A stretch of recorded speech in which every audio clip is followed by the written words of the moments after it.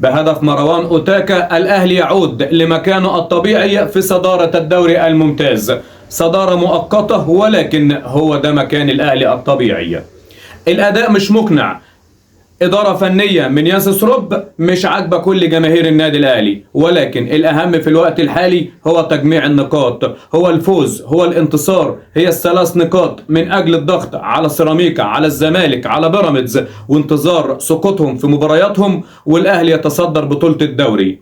والمكسب أكيد، الأداء هيتعدل أكيد، فكر ياسس روب أكيد، التوليفة هتشتغل وهتبقى أفضل في المباريات القادمة وبدعم الجماهير. مبروك الانتصار، مبروك الثلاث نقاط، كل الدعم لياسس روب، كل الدعم للاعيبه النادي الاهلي، كل الدعم لمجلس الاداره رغم الاداء، رغم ان احنا مش عاجبنا اداء النادي الاهلي، ولكن احنا هندعم الاهلي في كل الاحوال، احنا مع النادي الاهلي وملناش غيره. مبروك الفوز على سموحه في ليله رمضانيه كانت سعيده على جماهير النادي الاهلي، وننتظر المباريات القادمه ان شاء الله بالفوز للنادي الاهلي.